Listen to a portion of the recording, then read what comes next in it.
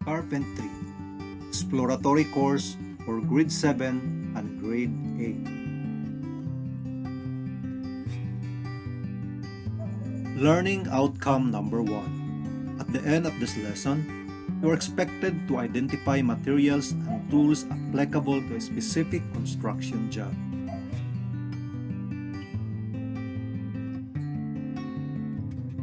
Carpentry is a skilled trade and craft in which the primary work performed is cutting, shaping, and installation of building materials during the construction of buildings, ships, timber bridges, and concrete formworks.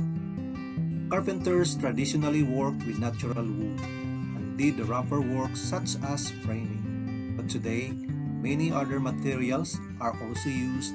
Sometimes the finer trades of cabinet making and furniture building are considered as carpentry. Before we start the lesson, what do you think are the materials used to build this house?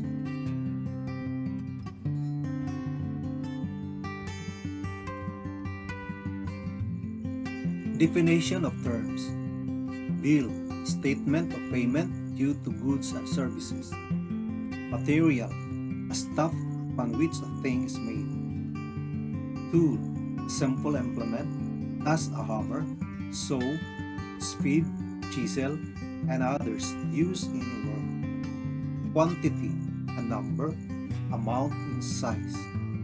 Damage, an injury, destruction, or harm to a person or thing. Work, something made or accomplished. Requisition, act of requiring something to be furnished. A written request for something authorized but not made available automatically. Job, piece of work of a definite extent or character for a set of fee.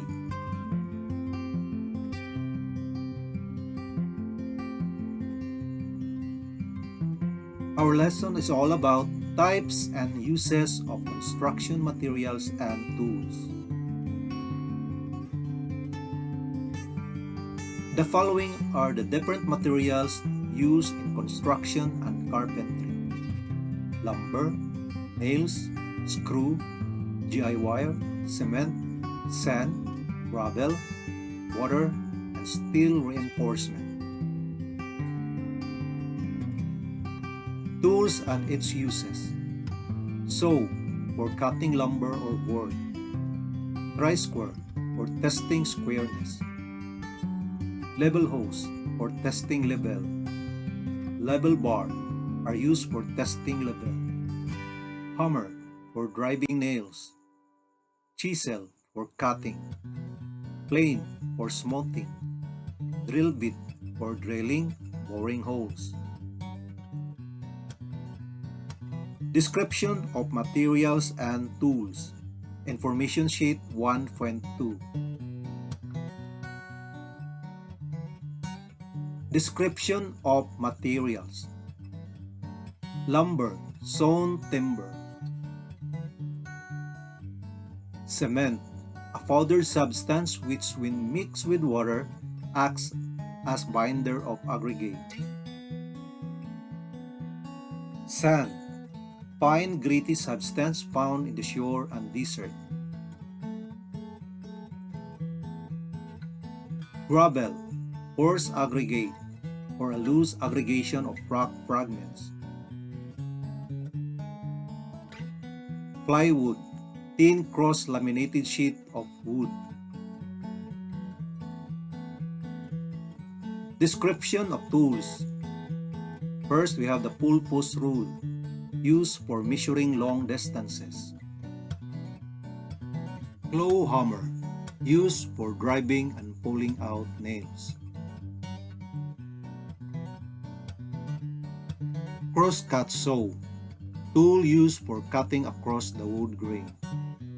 Cross-cut saws are designed for making straight cuts across the grain in wood. The teeth are sharpened at an angle and beveled to a point, allowing them to cut cleanly without splintering. Teeth are in a zigzag pattern.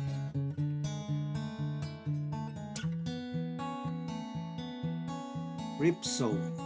Hand saw used for cutting wood along the grain. Horse tooth saw used to make straight cuts in lumber with the grain of the wood. The teeth are in a straight line, so the saw does not drip with the grain of the wood.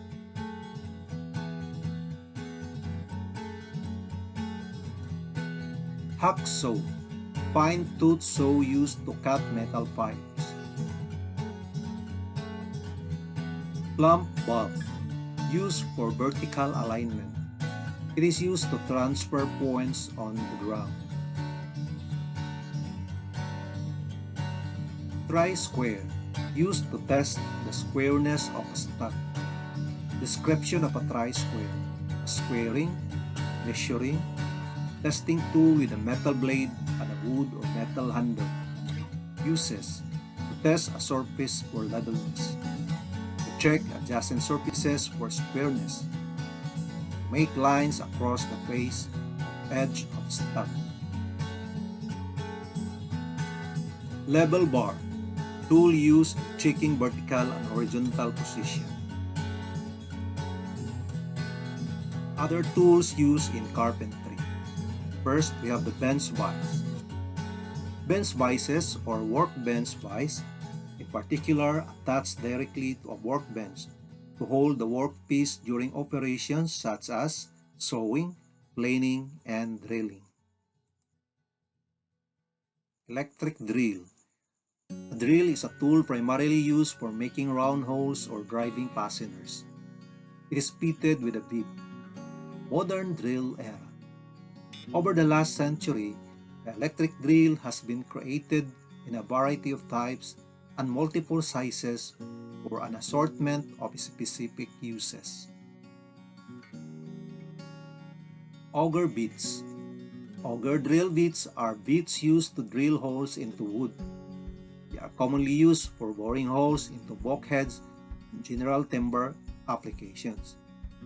These drill bits come with a spiral drill bit head, which when drilling is designed to pull the bit into the wood so you do not have to apply excessive pressure.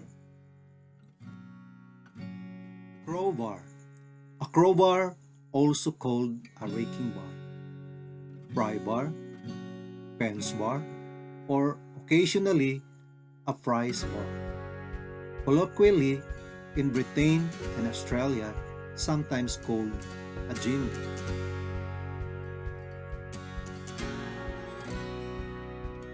Screwdriver. A screwdriver is a tool, manual or powered, for screwing or installing and unscrewing or removing screws. A typical simple screwdriver has a handle and a shaft, ending in a tip the user puts into the screw head before turning the handle. The shaft is usually made of tough steel to resist bending or twisting.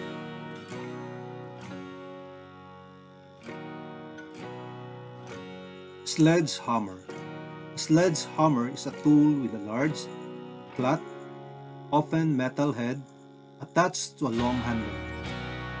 The long handle combined with a heavy head allows a sledgehammer to gather momentum during a swing and apply a large force compared to hammers designed to drive nails.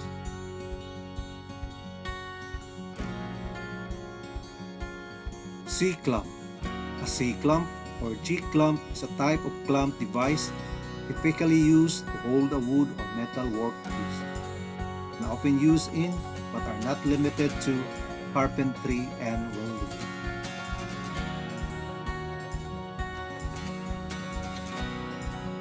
Examples of carpentry work. Here are some.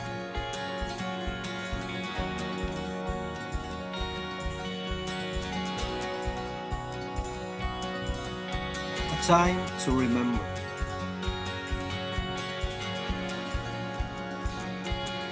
Direction. Use short bond paper as your answer sheet. Keep this in a long plastic envelope after answering. Send also your answer in my Facebook account. or in my messenger account, iCharge. Or you can email me richard.taganahan@deped.gov.ph.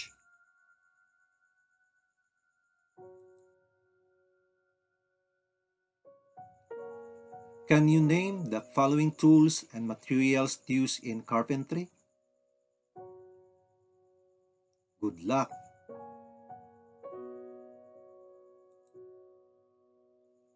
Number 1. A fine gritty substance found in the shore and desert.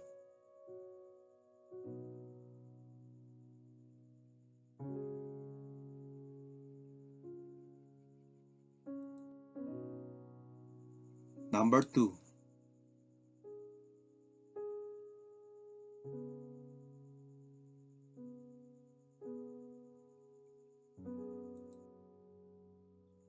Number 3. A loose aggregation of rock fragments used in construction works.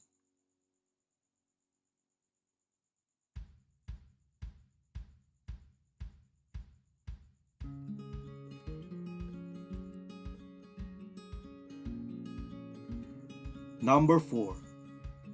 A thin cross-laminated sheet of wood.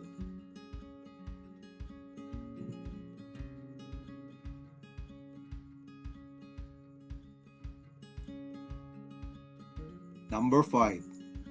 It is a sawn timber.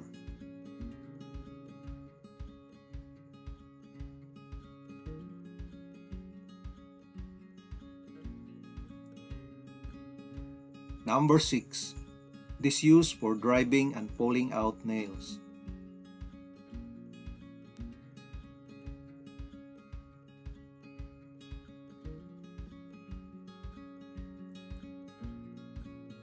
Number 7. Tool used for cutting across the wood grain.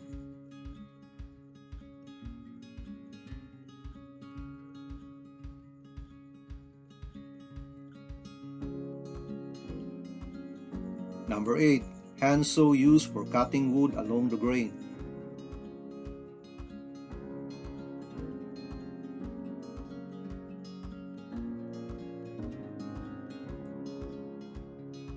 Number 9. A fine tooth saw used to cut metal pipes.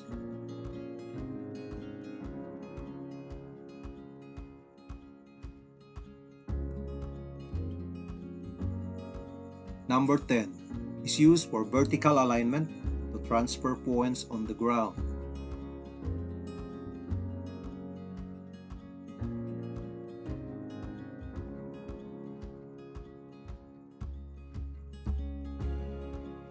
Number 11. A powdered substance which, when mixed with water, acts as binder of aggregate.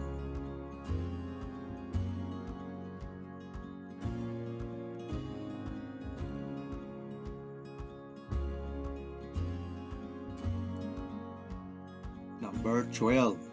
Is used to test the squareness of a stock.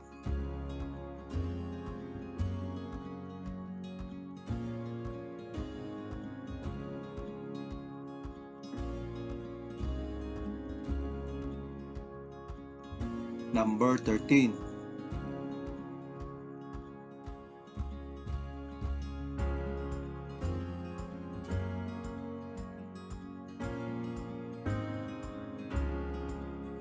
Number 14.